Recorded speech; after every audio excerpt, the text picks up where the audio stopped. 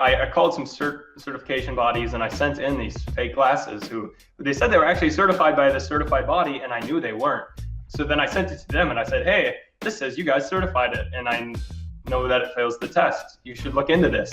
So they looked into it, and I'm assuming that they contacted then important bodies. They talked to their lawyers, and then NASA got onto it. And then NASA released an statement, and then all of a sudden TechCrunch and Quartz and all these other places start posting articles. Don't buy your glasses on Amazon because Amazon has fake glasses.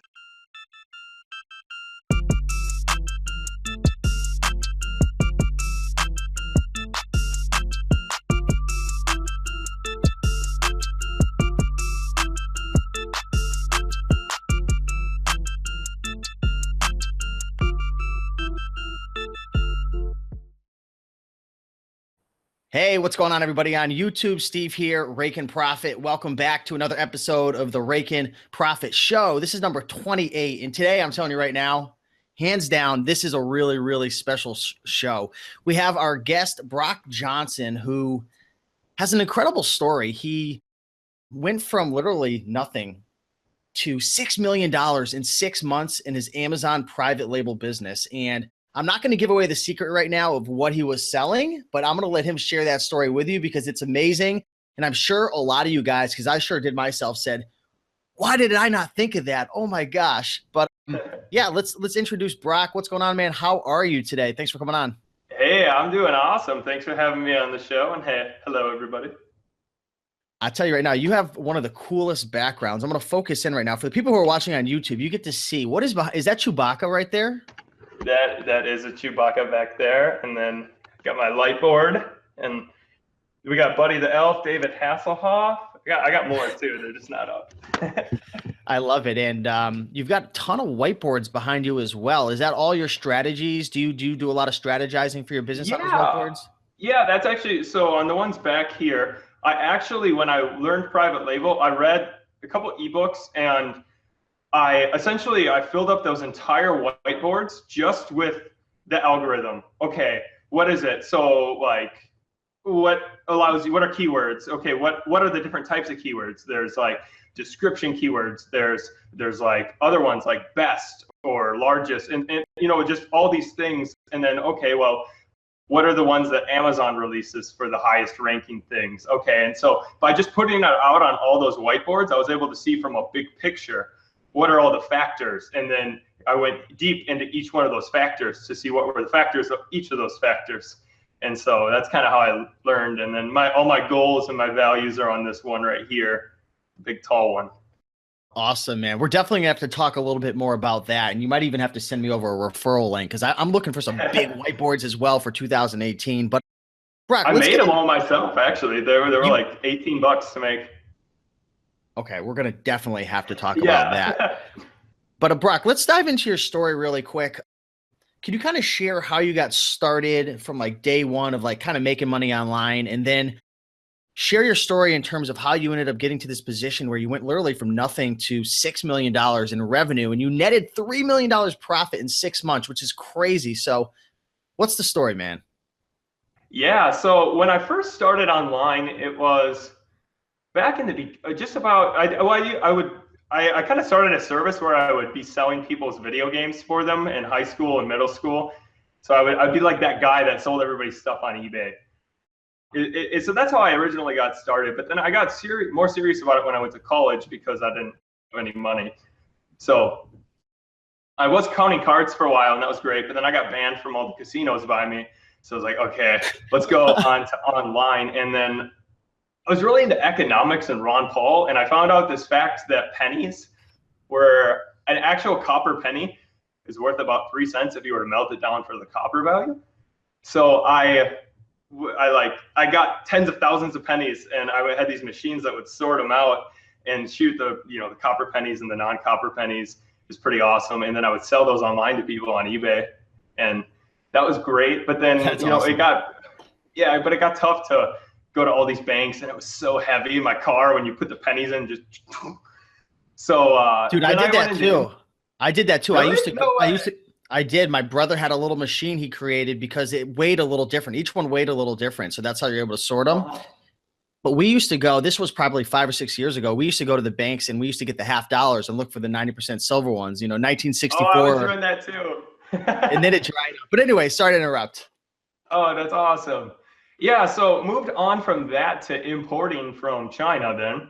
And so, but this was like, so I was like doing private label on eBay, but in probably about 5 years ago. But then that, it was too good to be true. I was importing beats, of course, and you know, I didn't know at the time, but of course they're counterfeit. But you know, I was young in college, and I'm like, oh, they're so much cheaper, blah blah blah. No, yeah. So I got banned from eBay for life there. So that was, but then I got back on eBay. Anyways, then because my girlfriend, I was able to use her account.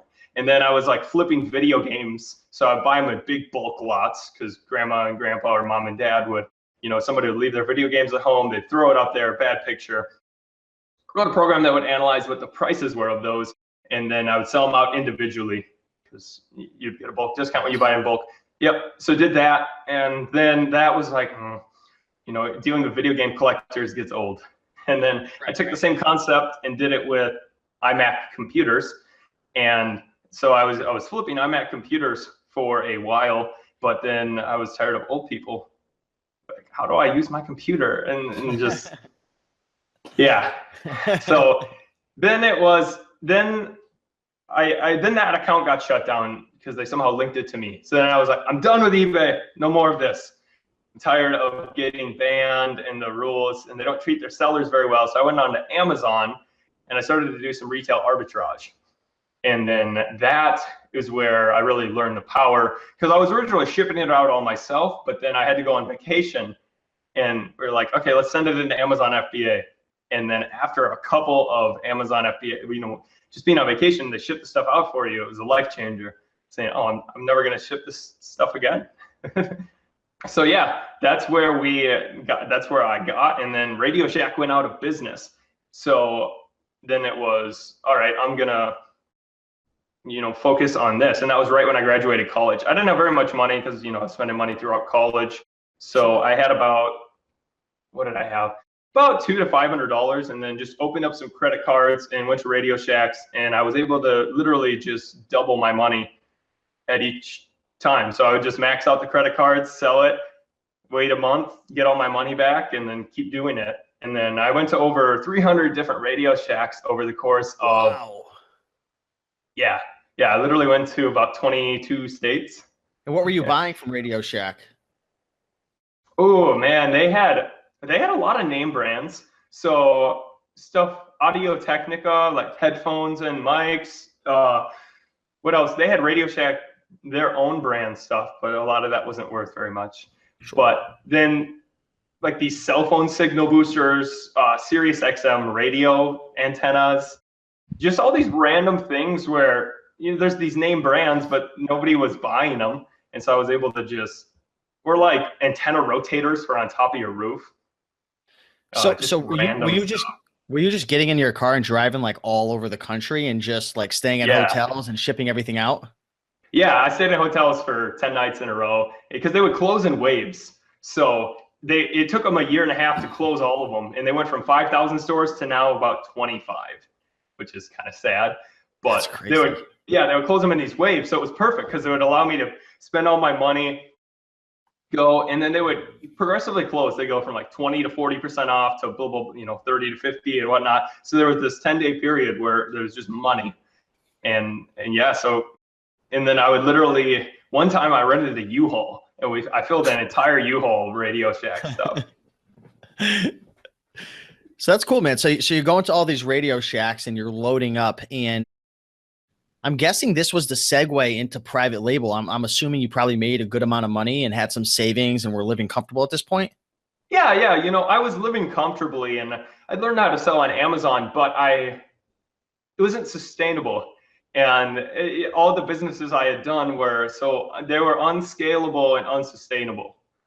So that's when I decided, okay, well, basically I was doing some wholesale through Radio Shack, which was more scalable, but then the chairman of the board called me up one day and essentially was threatening to sue me because I was I was outselling them on Amazon because they tried to start selling themselves, but they didn't know that how a repricer worked even. Oh, Yeah, and so like that's how primitive they were. And then yeah, threatening to sue me. I was like, well, your CEO's been signing off on these purchases. Why are you going to sue me?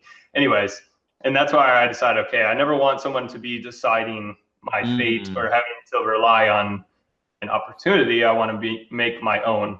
And that's when I decided to get into private label.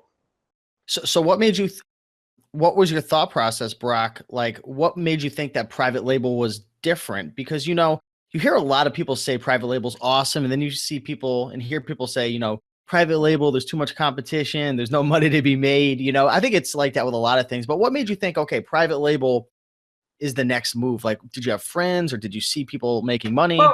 Well, I had known that people were making money, but I just thought about it on that fundamental basis because I was just at doing all that Radio Shack stuff. And I was seeing that I was able to sell Radio Shack stuff. So it was available on their website. Like example, there was these headphones I was selling $60 on RadioShack.com. I was able to sell them on Amazon for 90, and I was outselling their actual website. Jeez. So I'm able to sell for that much more, and like it's available online and not even that brand. So just that fact alone, I realized, okay, something's up with Amazon here. And then thinking about that, and because I had bought and sold from every major retailer, and I had seen that, okay, all these major retailers, like if you go to Best Buy, Insignia, that's just a private label brand of Best Buy. Then now you go to Walmart, Great Value is just the private label of Walmart. Every company is doing it. But everybody's slowly shifting to Amazon. So over time, everybody is going to be just going to Amazon, and I can out private label these big name brands like Insignia and stuff. And I knew that. And so then what I decided was, yeah, okay, maybe there's a lot of markets I can't compete in, but there's markets that I can compete in. And those were ones I'm going to go into. And what I figured was, okay, well, where are people saying not to go? Because that's where I'm going to go. So you want to go where people are saying not to go. Why is that? Well, because I studied economics extremely, and like I have my applied math and computer science degree, and I also have my economics and business. So it's literally just supply and demand. That's all that Amazon is. It's a giant marketplace, and there's supply and demand. So if everybody's saying don't go here, the supply is low because nobody's going there. But can you find a place where everybody says don't go, where you know there's going to be demand? Yes. And that's what I did. So you decided, Brock, to go into private label. Let's talk about those first couple days, those first couple weeks getting started, because, I interact with hundreds and thousands of sellers, and there's a lot of people who want a private label. Very few of them actually end up succeeding. And I think the honest truth is, it's because it takes time. There's no guarantees. There's an upfront investment. There's product research. There's a lot of things you have to do right.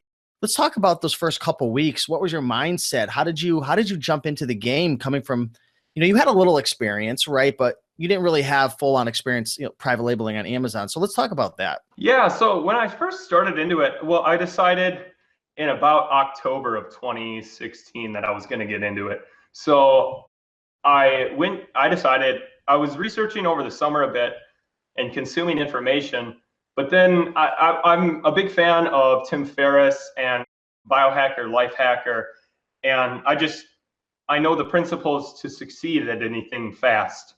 And that's the same no matter what you're learning. So I have the meta skill of learning how to learn. And that's what I focused my life on. And so then I just apply that formula to everything else that I use. So when you're learning to learn, the best way to learn is complete immersion, because you get direct feedback. Instead of creating these mental models of what you think private label is like and you think what the world is, you go and you completely surround yourself with it, and you get that immediate feedback, and you see, oh wait, no, I'm wrong, or oh, I'm right. Wow. That's what I did. So I went to the Canton Fair in China, and I didn't know anything about sourcing or whatnot, but I just decided, okay, I'm gonna go and see all these guys, and I could get probably 3 months of work done in 5 days because I'll be there and there's no typing. I can, talking versus typing 10 times faster probably, and you get your point across and you get to see all these products. You get to have ideas. You can look it up right there. Is this a good idea or not? So it's just rapid development and learning right on the spot. And, okay, learn how to negotiate with a supplier. Well, all right, I'm going to go fail for an hour. And then I got good in 1 hour, I got good at negotiating with suppliers because it was not, it's like, yeah. So that was the way that I decided to learn. And then I just started to import random stuff that was cheap and where my loss, if I didn't work, was pretty low. Oh, so wow. Yeah, because I just wanted to learn, and it said, okay, well, let me try these. My first order was only cost me 400. My next one was 200, and the next one was 300, and then what was the next one? Yeah, are these all different products? Yeah, I failed 7 times in a row before I won. So that's huge. I've never heard anybody mention that before because you see a lot of people who want to do it and they create this huge idea in their head where it has to be perfect. It has to be a full moon until I actually do it. And you're just like, screw it. I'm just going to immerse myself. I'm just going to learn. And you went out and you ordered these products that were really cheap. And what you learned the whole process, right? How to negotiate online, how to create your listing, how to ship it off, how to read your sales, right? I mean, there's so many little things. I mean, do you think that built up your confidence? Well, yeah, because one, I got to learn what didn't work with all the products, and then what did. So just by trying all these different products, you learn from each.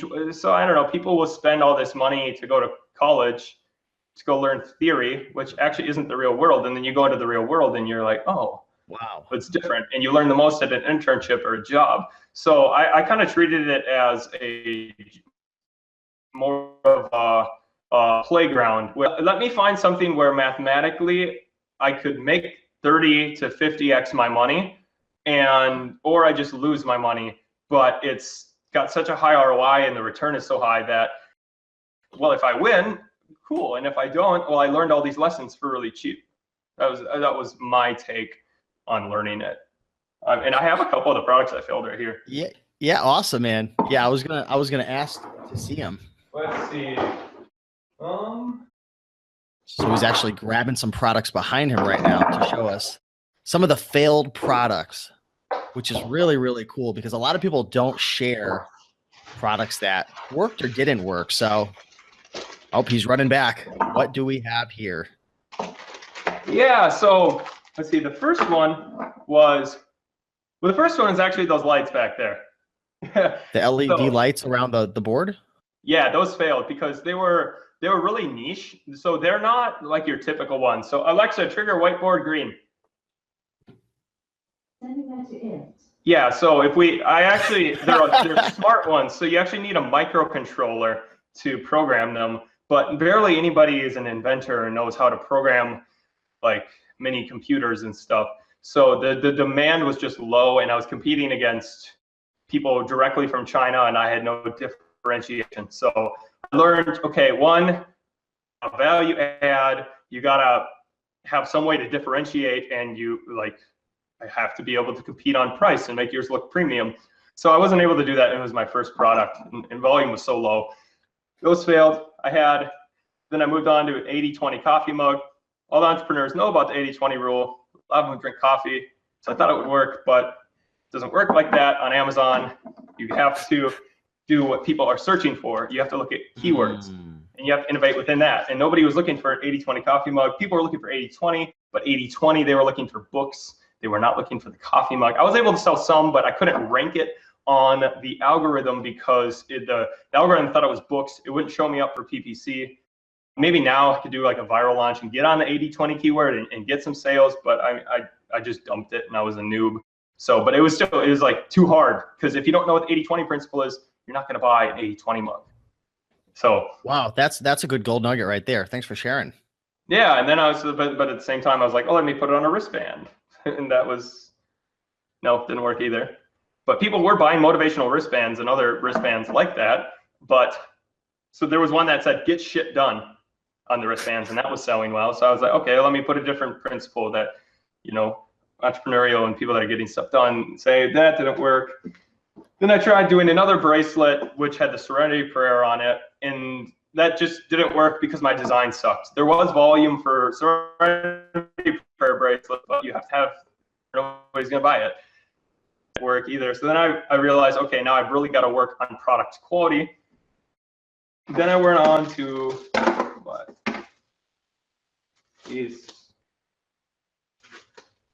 Sorry, getting these off right here. These crazy glasses, because I saw people wearing these at festivals and whatnot. But yeah, so this worked, but then the Chinese came in and they were selling them. I was getting them for about $4 a piece, and they started selling them at $8. There's just no profit to be made there, and I had no differentiation again.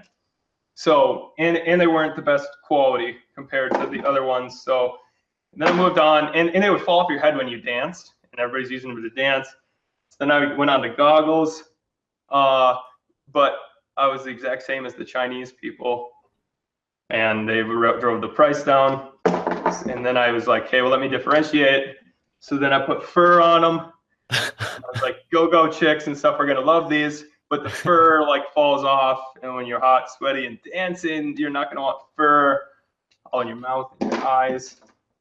Yeah, and so then I realized, okay, so I gotta find something. I gotta find a way to be unique, or some unique. You can't be extremely unique, so you gotta be a little bit unique within what people are already searching, so that when they look for that keyword, they're like, oh, that's what I've never seen that before, but it's what they're looking for. Right. And there's got to be the search volume, and you have to be the best quality. And then I know I go for the premium. So like, because I'm new and unique, but what they're looking for, and I'm the only one, they're going to pay that higher price to take off.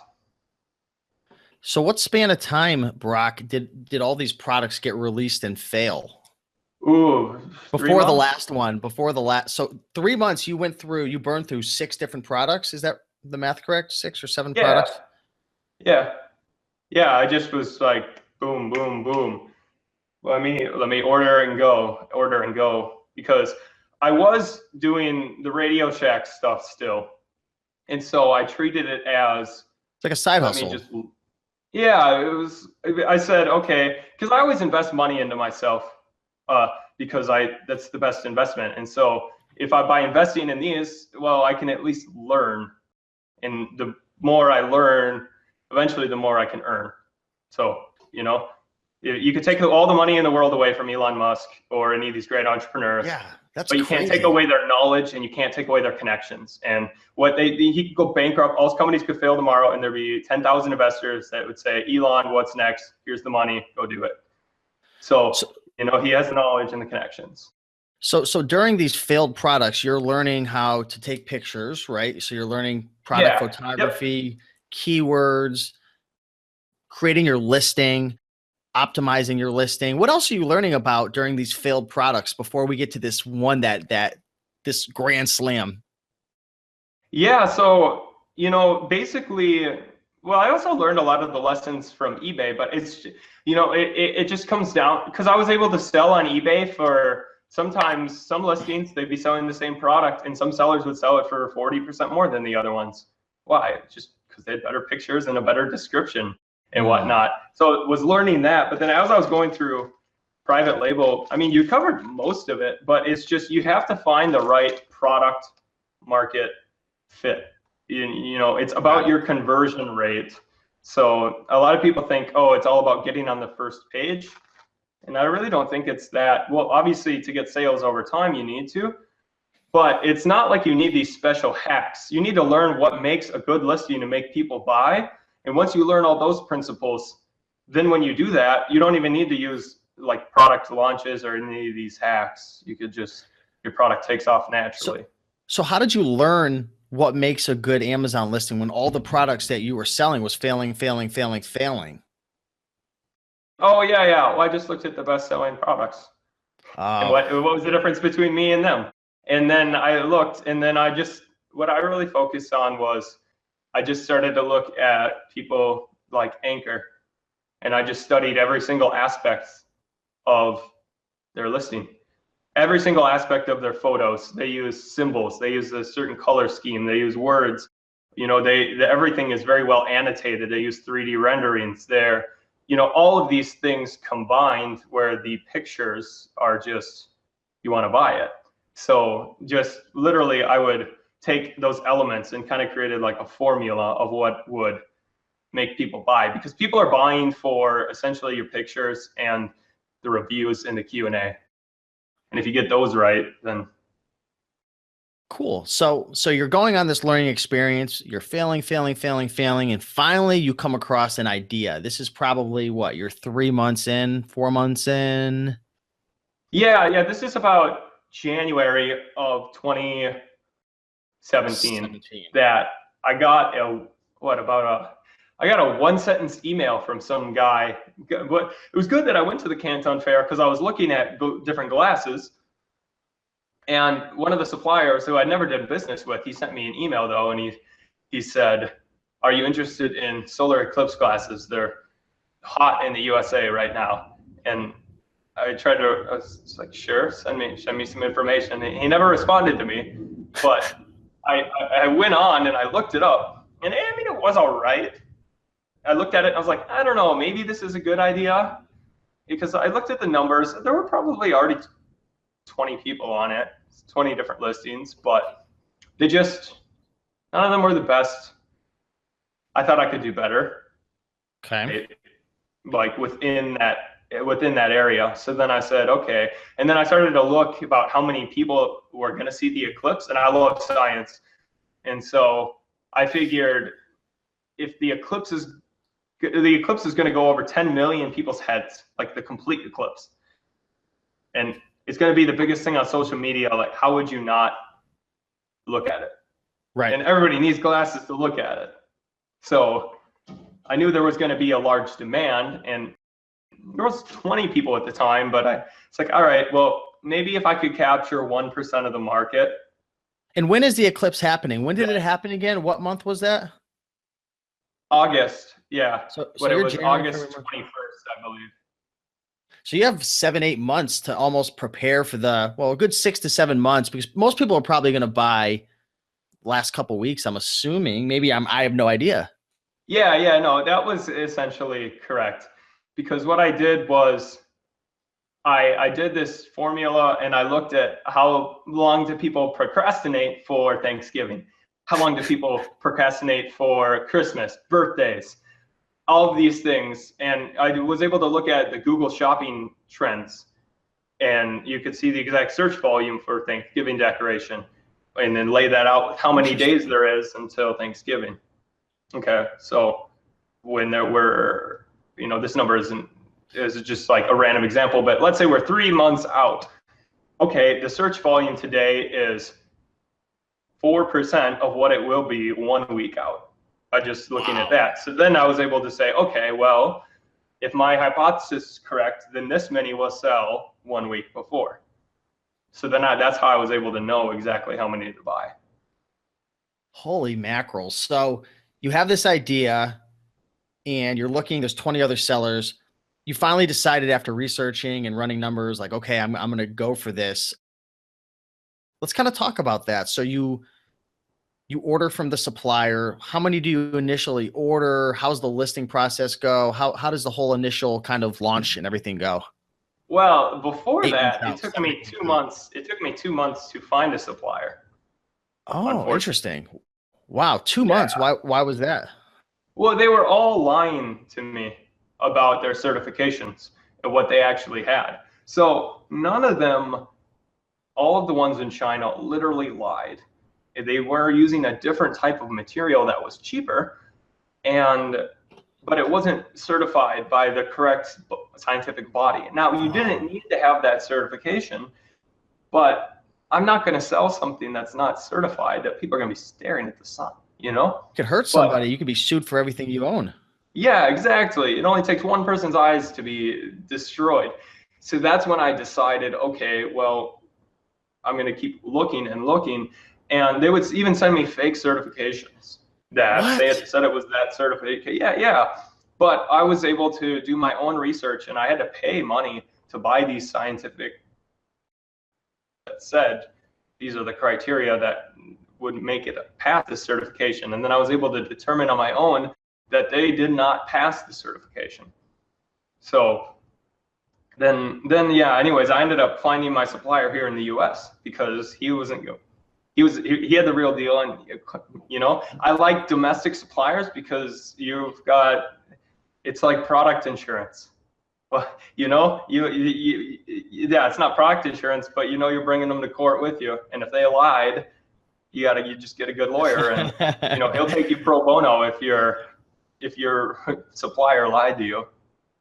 So you found your supplier in the US. I'm sure a lot of benefits to that too, right? That even gave you a little more wiggle room with being off with your numbers in terms of how many you had to have, right? Because ordering from China, I mean, I know on the plane, I'm not exactly sure how long it takes, but still in the United States, it's much faster, much cheaper, right? In terms of shipping, I don't know. Yeah. I mean, he lived luckily like right by a hub for one of the major shippers. So it was 2 days, it was at my door.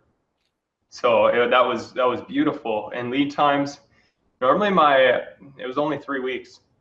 So 3 weeks lead time, and it's at my door in 2 days. But he didn't ship to Amazon for me, which was unfortunate. That was going to be one of my questions, because to kind of fast forward a little bit, and we'll kind of dive a little more into the story.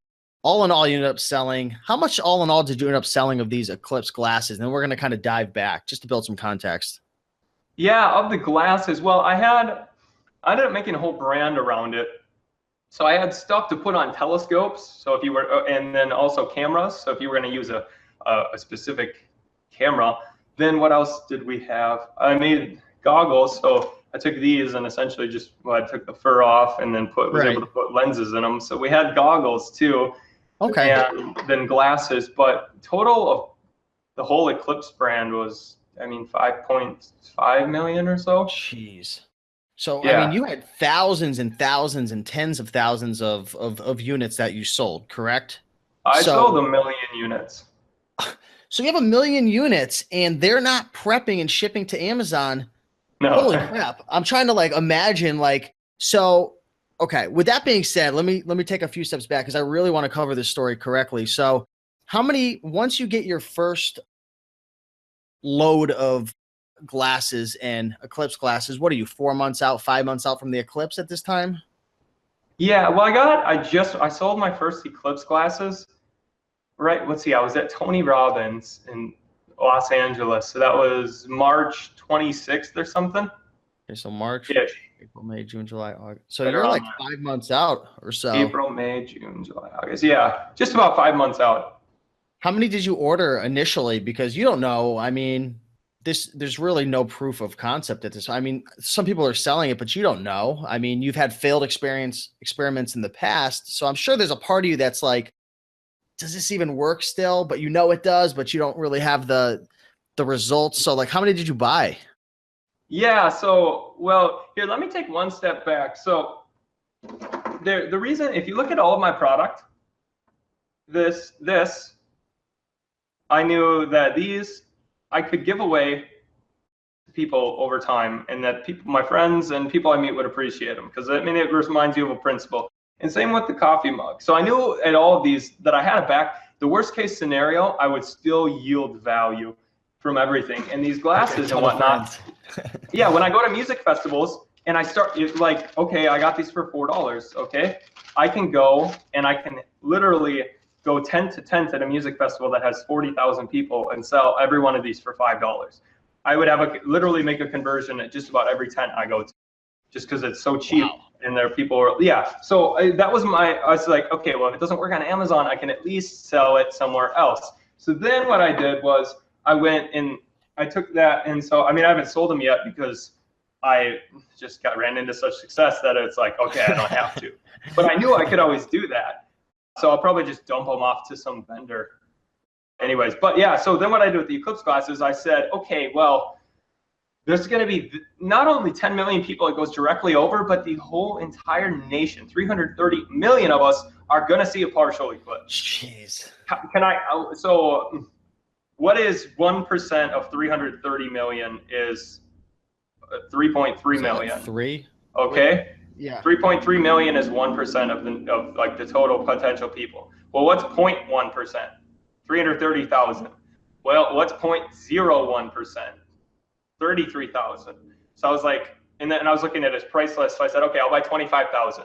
I think I could sell 0.01% of the entire market. So what does that cost? 25,000, if you don't mind sharing, of course. Yeah. Oh, it was like less than 10 grand. Okay. So, you know, it's a considerable investment, but I said, well, how about this? Could I just call up schools? Because I'm getting the best price because I bought so many. I could, if I really had to, just start cold calling schools and businesses and sell these by phone sale and get my money back. And you got the certification and everything, and you could tell, like, listen, all these other people, your children's eyes are going to get hurt. They're all lying about their certification because you did all the research. Yeah. So I knew I had the best product and I had the best design. So best product, best design. There's so many potential users. I can make my money back. And as long as I like to go in anything where I know in a worst case scenario, I can just get all my money back. I love that. And so that, I mean, that's what Warren Buffett does. Look, he doesn't make a lot of investments, but the ones he does, he just know, oh, I'm not going to lose money here, and it has a big upside. And as long as you never lose, your money just compound growth over time, and just that's all you need. So that's why I decided to take, and it had huge legs, you know? So those first couple months, you know, because we were talking previously about people's buying habits, you know, there's that curve, right? It's a huge curve. A couple of weeks before, I mean, even a month before, I'm sure that curve starts to occur. So you're 5 months out, you start selling it. What are you selling? It 1 or 2 a day? Is it slow, or is nothing selling? I mean, are you taking pictures with your phone just to get the listing up? Yeah, I did originally take some pictures with my phone, and they were really bad, and I only had a couple, and like they're bad photoshopped, and I was selling about 5 a day when I launched, with no reviews and cell phone pictures. So how much are you profiting off each one? At that price I launched, I mean, maybe $5, because I was selling them. I wasn't selling individual glasses, you know, because it just economically didn't make any sense to sell singles. So you had to sell them in packs of, you know, anywhere from 3 to 50. Okay, cool. So you're slowly selling, and I'm sure as time goes on, it's selling more and more and more. Now, as you're getting closer to this, maybe let's fast forward to maybe 2 months out. What has happened? Did you buy 100,000? Are you starting to realize, like, okay, this thing is going to freaking take off. This number might be bigger than I thought, 0.001. You know, what's happening there? Yeah. So it slowly started to ramp up, and luckily it followed my projections just about 100%. So that was something that was really cool. But so what I would do is I just adjusted okay, what are my sales today? What were they yesterday? And then what does this cost, or this demand curve that I created, you know, how do those numbers correlate to that demand curve? And then so I would just literally be updating the numbers, but then not just looking at mine, but looking at the competitors in the market as a whole. How many sales is the first page in total doing? Okay. And then kind of recalculating that. And then I would just buy, okay, well, what am I going to sell in the next 4 weeks? Because that's, you know, my total lead time, and essentially to give it to Amazon and everything. So I just started to slowly ramp that up. And so I would place orders every week or two, just based off of, okay, you know, maybe I lose a bit by not getting the biggest bulk price, but, you know, doing just kind of just-in-time inventory, re-updating all the time, so that because I still wasn't sure that my assumption was correct. You know, I had no way of knowing do people actually procrastinate like I want? And, you know, I don't want to get stuck with too many glasses here. So what a lot of people listening are probably forgetting, and I almost forgot for a second, not only are you doing all this research behind the scenes, but when you order 25, 50, 100,000, They're showing up at your freaking door. What are you doing? What's your life look like during this time period of you having to get these in? You're watching competition, changing keywords, probably messing with a whole bunch of different things, creating bundles. And like, how are you? What is going on? Are you working nonstop 20 hours a day? Yeah, no, I worked about 18 a day. So yeah, I did not sleep much this summer at all. And I literally, the only breaks that I took was I took 3 days off for my bachelor party. And then I took off a couple hours for my wife's birthday and a couple hours for my birthday. And literally from March until August 21st, I worked the entire time. And I had to hire people to come package in my house because obviously I can't do all this. So we started hiring one person and then two. And I was telling each employee, I don't know if I'm gonna have enough work for you, but like I can guarantee you at least a week or two. And then I'm asking everybody to work 60 hours, and we ended up getting 11 people working in my house. Wow. Are you thinking at all during this, like, this is too good to be true, something's going to go wrong? Oh, was I? Because dude, you're coming from like a little bit of success. I mean, you were flipping some stuff, making some decent money, but now all of a sudden your numbers are probably starting to look insane. Yeah, they were starting to get insane.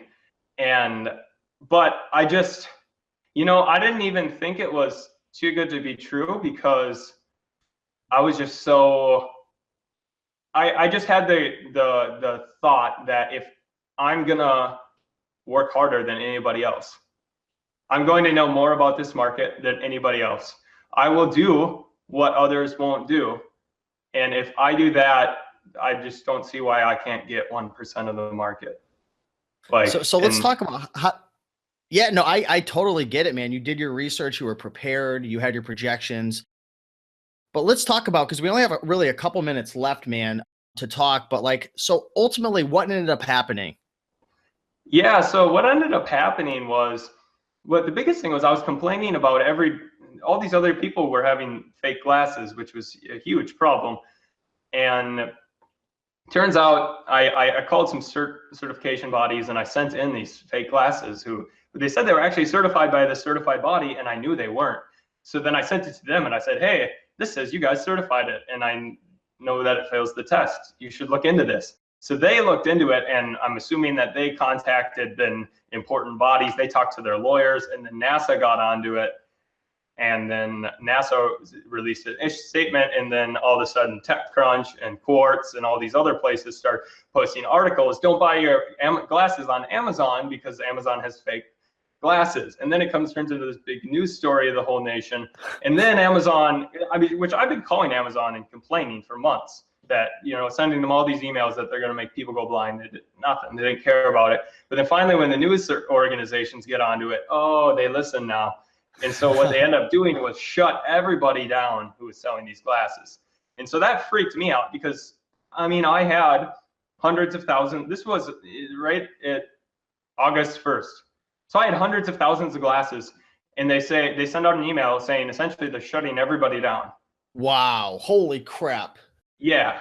So everybody panicked. Everybody dropped their prices to the floor because they gave us a week. They gave us 1 week until they're shutting everybody down. But so I really didn't sleep for a week, and I was just freaking out, selling all my stuff and planning. I couldn't dump it all in that time because everybody else was. But I ended up getting, all the papers I need and talking to the right people, and I was able to continue to sell while pretty much nobody else was because I had the real stuff. Wow, you owned the market during that. Well, there was about 7 of us that were left. So there were 6, including 7 in total, other people who did their research and made sure that, everything was certified like you did. Yeah. Yep. Yeah. So, but the nice thing so I got kind of lucky at the end here, but it was going great, but I think I hit 2 million in sales before this happened. So it was going great, but then, this nice little icing at the top was that then now all the bad people got weeded out and only us true sellers were left. Wow. So And all said and done, man, well, over 5 million with your brand. Incredible. Absolutely yeah, pretty cool. incredible, man. So I know you have the whiteboards behind you and you had mentioned some values and goals.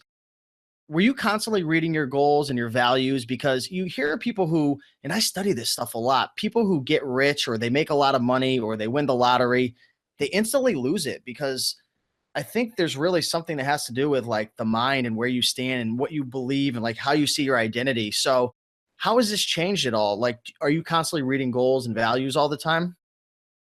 Yeah. I'm able to focus on actually, now that I have money, able to focus more on my true values more so than I was before. So I mean, I just went to Date with Destiny at Tony Robbins, and so the number you focus on your towards values, like things you want to stand for and ones you want to stay away from. And my number one to stay away from is greed, right? So like, okay, I've made more money than I could have imagined, and so now it's just, okay, I don't need to do things for the money, and to just be my true self and do what I'm going to do to have the biggest impact on the world instead of what's going to make me the most money. Because I've met a lot of people, and I've seen people who even have 9 figures and they're not happy. So the money doesn't drive the happiness. And so I am looking at my goals. I obviously strategizing ways to make money, but I found ways that I could make 8 figures next year, so 10 million plus. But I'm choosing not to do those because they don't meet all of my values. So yeah, that's what it essentially comes down to. So it's just really focusing, and yeah, I do look at them just about every day, and That's got to cool, stay man. true to who you are. Well, I want to congratulate you on your success, and I think we're going to have a part 2 of this YouTube show because there's like so many unanswered questions, and honestly, I hate to cut this off right now. I have an appointment coming up in a few minutes, and I'm like, geez, I wish I had 30 more minutes. So I apologize to everybody watching and listening, and even to you, Brock. I want to ask more questions, so maybe we can make a part 2 happen sometime in the near future. Yeah, I'm down for it. Yeah, no worries. If you guys enjoyed this, be sure to check out Brock's YouTube channel, and I'm going to link that up. I'm going to share it all over the place. How can people follow you on YouTube and share the journey with you? Yeah, just go look up Brock Johnson. Look up Brock Johnson. I'm the only guy. I got a black and white picture as of this moment. Just come and join. I was just out at VaynerMedia last week and got to go talk to Gary. And he was just helping me really focus on staying to who I am and my values, and to not, don't just focus on the money, focus on everything else. So I'll be releasing stuff like that. And my whole journey is, as an entrepreneur, it's just getting started here. So it's, come join the YouTube channel. Awesome, man. Well, hey, thank you again, Brock. Super freaking awesome interview, man. Really appreciate your time. Again, guys, follow his YouTube channel. I'm going to be sure to share this all over the place. Thanks everyone on iTunes for listening, YouTube. Brock, we got to make a part 2 happen, man, because I feel like there's too many unanswered questions. I don't even know if I'm going to get any sleep over the next week thinking about this. So thanks again for coming on, man, and we will chat soon. Appreciate it. Yeah, thanks for having me on. Thanks, man.